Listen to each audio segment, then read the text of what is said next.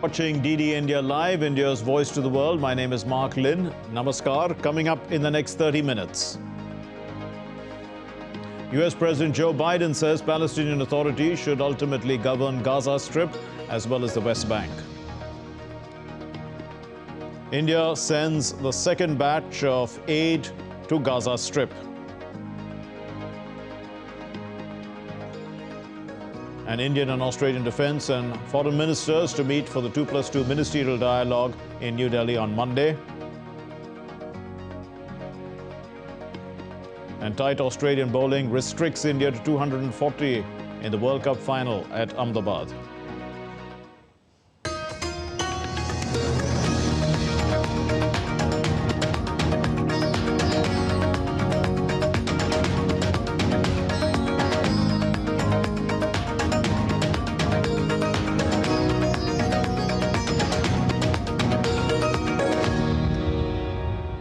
Israeli Prime Minister Benjamin Netanyahu refuted reports of imminent hostage agreement with Hamas.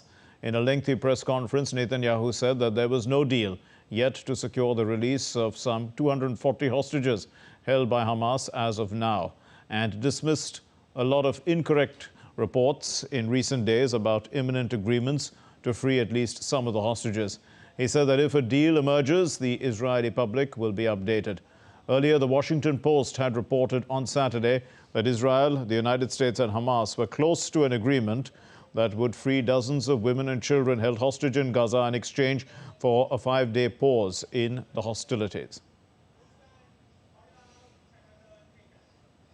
Netanyahu also defended the military's actions in Gaza since the October 7 attack by Hamas.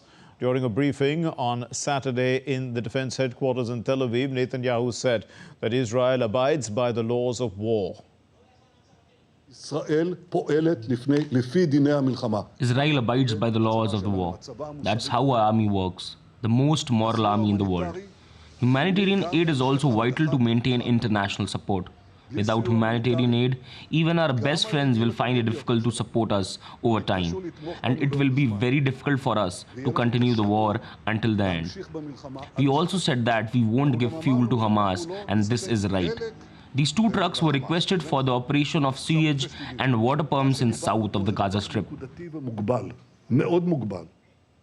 Meanwhile, the White House National Security Council spokesperson Adrienne Watson has said that the U.S. is working hard to broker a deal between Israel, the U.S. and Hamas to free hostages held in Gaza in exchange for a 5-day pause in fighting. According to a media report, Israel, the United States and Hamas have agreed to a tentative deal that would free dozens of women, children and others who are held hostage in Gaza in exchange for a 5-day pause in the fighting. The release, which could begin within the next several days, barring the last-minute hitches, could lead to the first sustained pause in a conflict in Gaza, the report said, citing people familiar with its provisions. As per a 6-page agreement, all parties to the conflict would freeze combat operations for at least 5 days, while an initial 50 or more hostages are released in smaller batches every 24 hours.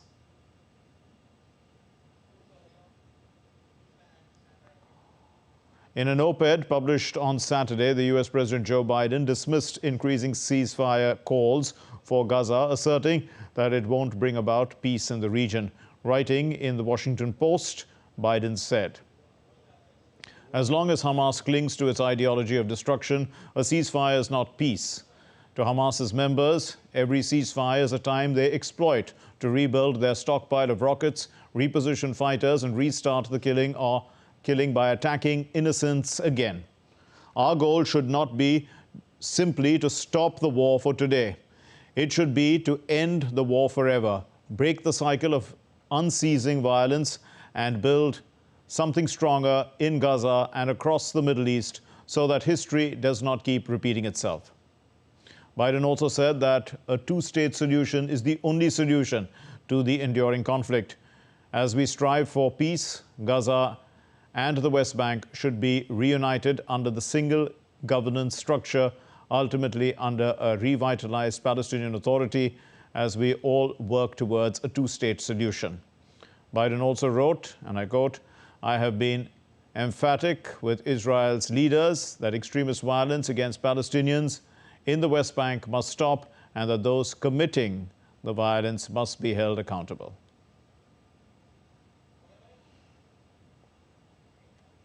Well, thousands of people, including families, friends and supporters of Israel hostages, marched on Saturday, calling on the Israeli government to do more to secure the release of around 240 people held hostage by Hamas terrorists since the attack on Israel on October 7.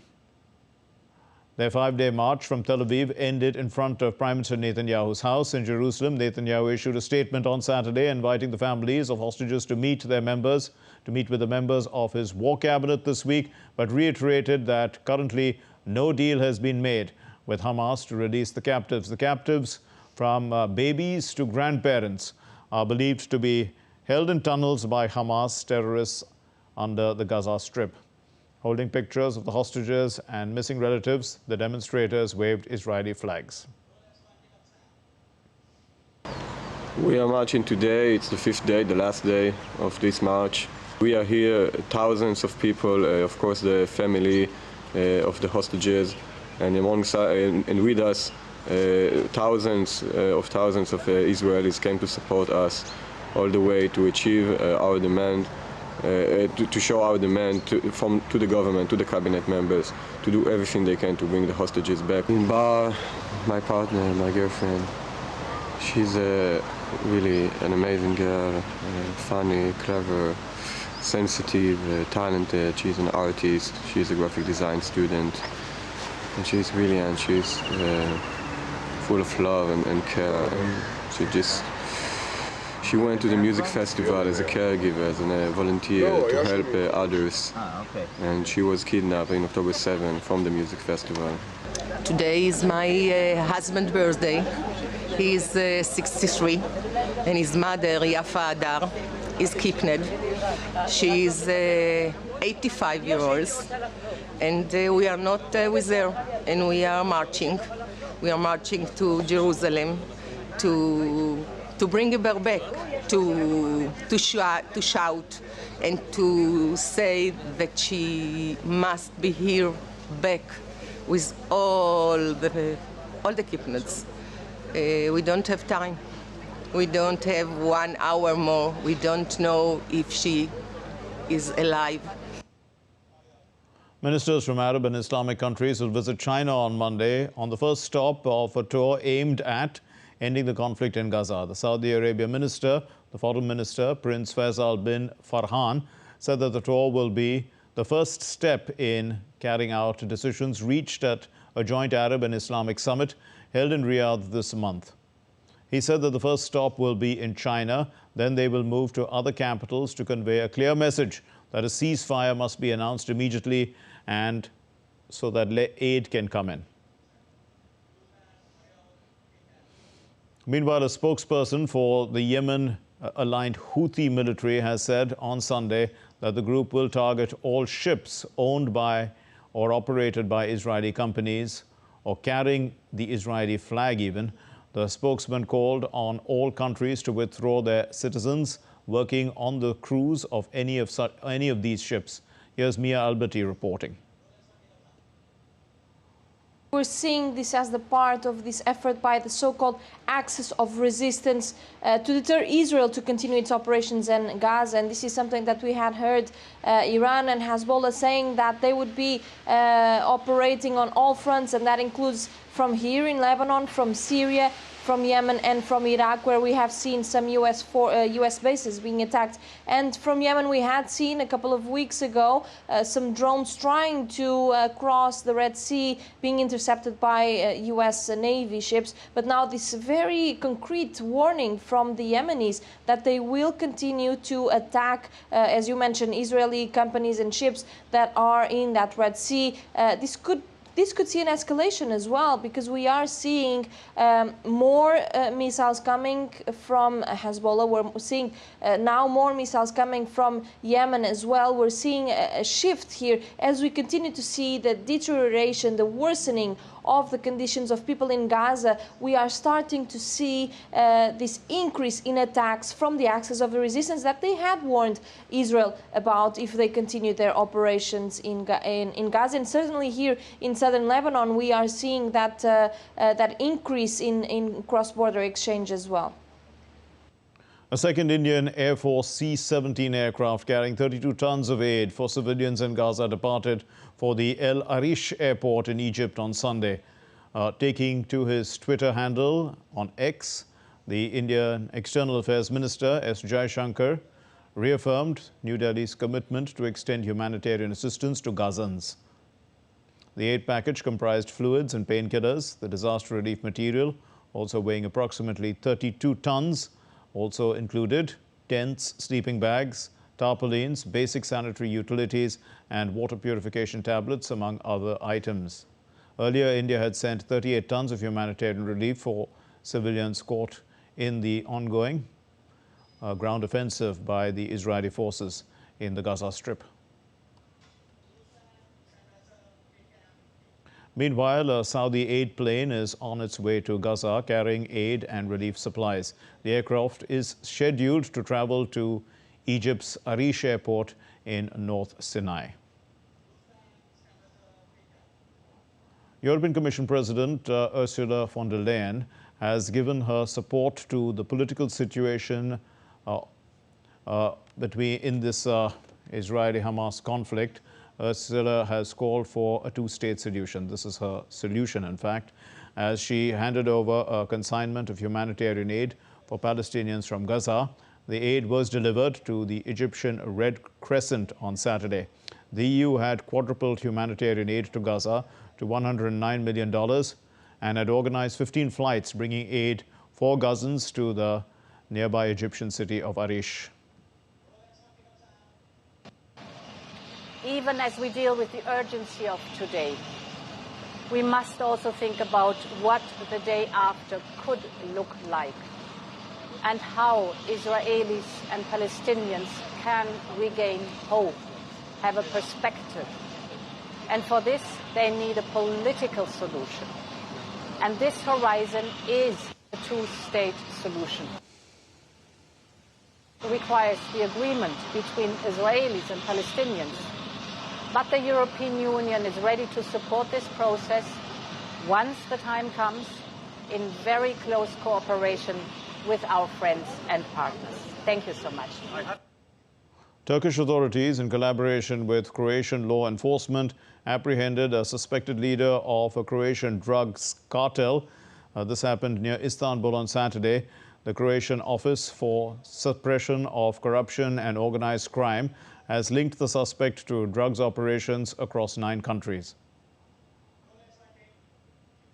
The death toll from a magnitude 6.7 offshore earthquake in the southern Philippines rose to 8. According to authorities, 2 people were missing in the landslide after Friday's quake. They were confirmed dead.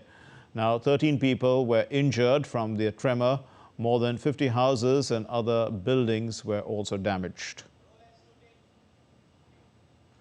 The Russian nationalist Igor Girkin, who is in custody awaiting a trial for inciting extremism, has said that he wants to run in the presidential elections in March 2024.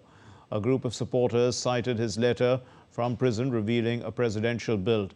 And now Girkin has repeatedly called for a more effective fight in the Ukraine war. Save the Children, a humanitarian organization for children, sounded the alarm, reporting a surge in diseases like acute respiratory infections and diarrhea among returning migrants from Pakistan. In the last month alone, Save the Children had recorded over 3,000 cases of acute respiratory infections and 1,200 cases of diarrhea among migrant children making their way back from Pakistan. Still to come here on DD India Live. India have set Australia a 241-run target in the ICC World Cup Final. And drone attacks on Kiev early on Sunday. The third day of the Chhath festival, celebrated in honor of the sun.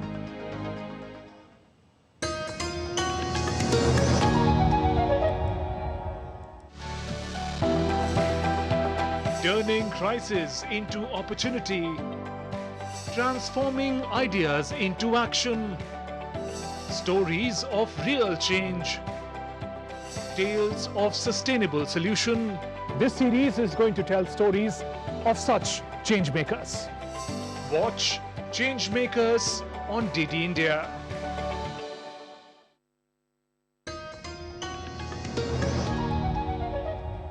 You're watching DD India Live. I'm Mark Lynn.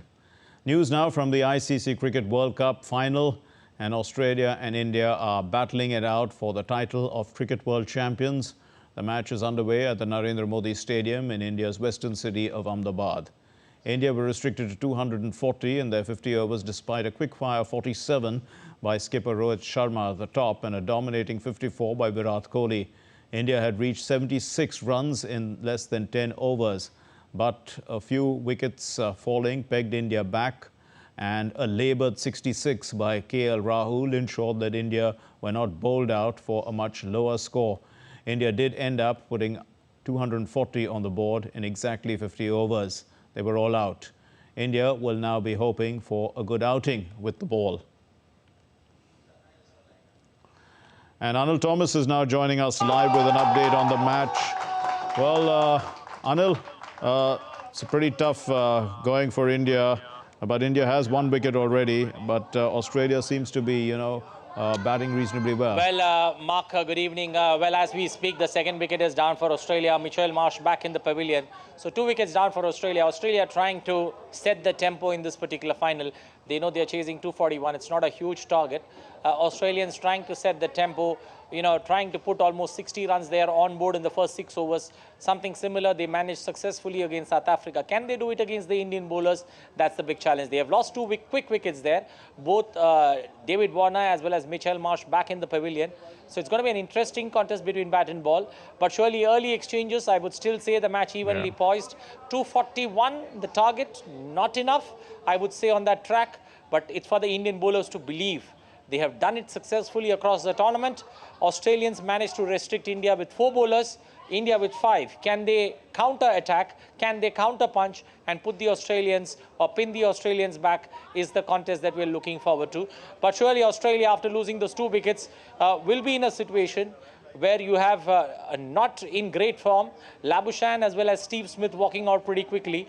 And that's good for India because they both play spin well, but they are not in the best of form. So that's good for Team India. Right. And we're going to see a good contest on the cards. Indeed, and if we look at India's bowling, after all, Bumrah comes from there. It's a home ground, and we also have Jadeja who will be bowling in his home state. In this contest, are they going to play an important role? Well, we'll have to wait and watch for that to happen. Shami has been the pick of the bowlers across the tournament. In the 6 matches that he's played before, this is the 7th game that he's playing. And he's been in terrific form. He's come good every time the captain has thrown the ball up to him.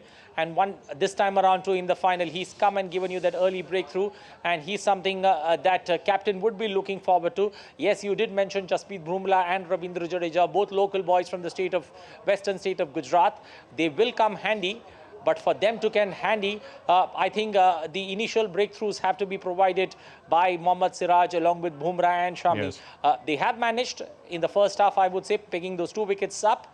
But, there's still 8 wickets left in the Australian stable, and Australians bat deep. They have gone into this particular game with an extra batsman compromising on a bowler. Can their batsmen come good is something worth looking out for. But the way Indians have fought back or started, it's positive signs for Team India. Okay, we'll leave it there. Thanks very much, Anil Thomas, with that update. Moving on then, Russia launched several waves of drone attacks on Kiev early on Sunday for the 2nd night in a row, stepping up its assaults on the Ukrainian capital after several weeks of a pause. Ukraine's air defenses have said that the air defense systems destroyed 15 of the 20 Russian-launched Shahid kamikaze drones, which came over Kiev, Poltava and Cherkasy regions. And the heads of Kiev's military administration said that there had been no initial reports of critical damage or any casualties. They've also said that close to 10 of the drones were downed by Kiev, and that happened on the outskirts of Kiev.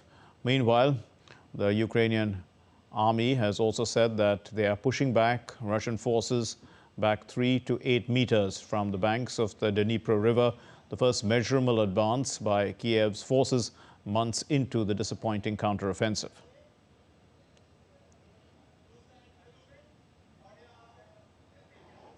Earlier, Russian drones did hit infrastructure facilities in Ukraine in an overnight assault that caused power outages in more than 400 towns and villages in the south, southeast and the north of the country. This is according to the Ukrainian military. President Volodymyr Zelensky congratulated the Air Force for shooting down 29 of the 38 Iranian-made Shahid drones in several Ukrainian regions on Saturday.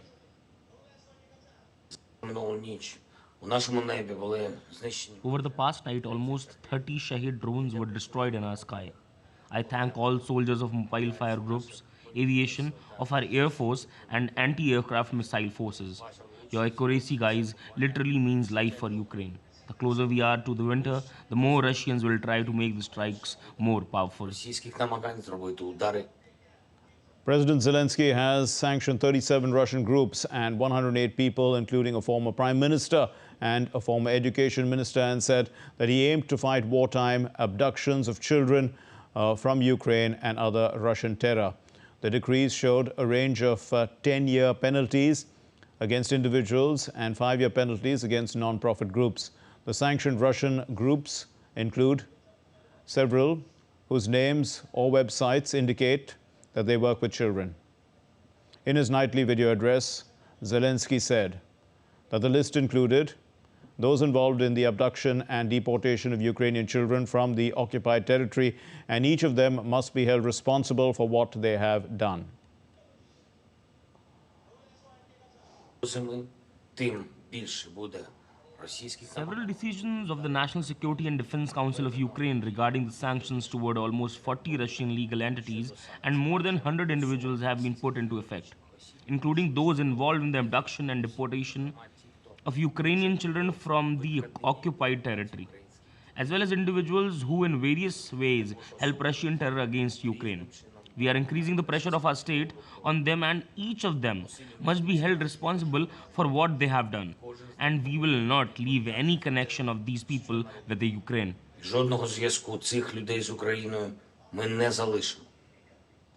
In Uttarakhand, rescue operations are underway to save 40 trapped workers in Uttarkashi's Silkyara tunnel. The relief and rescue operations are being continuously monitored by the Prime Minister's office. 5 evacuation schemes are being worked out for the workers.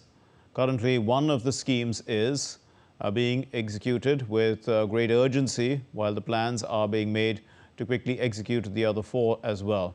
Today, India's Road Transport and Highways Minister Nitin Gadkari and the Chief Minister Pushkar Singh Dhami visited the site of the recent incident. They took stock of the relief and rescue operations along with the Chief Secretary S.S. Sandhu. मैं इतना ही बता सकता हूँ कि ये जो auger machine है, ये अगर ठीक से चल गई तो हम 2-2.5 दिन में वहाँ तक पहुँच सकते हैं, और वो भी प्रयास सबसे नज़दीक होने वाला है। पर इसके अलावा अलग अलग प्रयास चाहे कितने भी दिन के हो, अगर उसके लिए भी हमने वर्टिकल भी अनेक प्रकार से जगह देकर वहाँ भी अंदर जाने की कोशिश कर रहे हैं। Today is the 3rd day of the Chhath festival this year, and the festival is celebrated in Bihar, parts of eastern Uttar Pradesh and Nepal for centuries. The 4-day festival is celebrated in honor of the sun, which involves a long fast along with, it goes without water, and also making offerings to the light of the rising as well as the setting sun. This is while standing in a water body. As we said, the Indian festival of Chhath is also popular among the Tarai people of Nepal, and in this region several ponds and lakes are decorated with colored fabrics and lights. Thousands of devotees are expected to celebrate in these ponds by offering fruits, traditional sweets, as well as thekua and kasad to the sun god.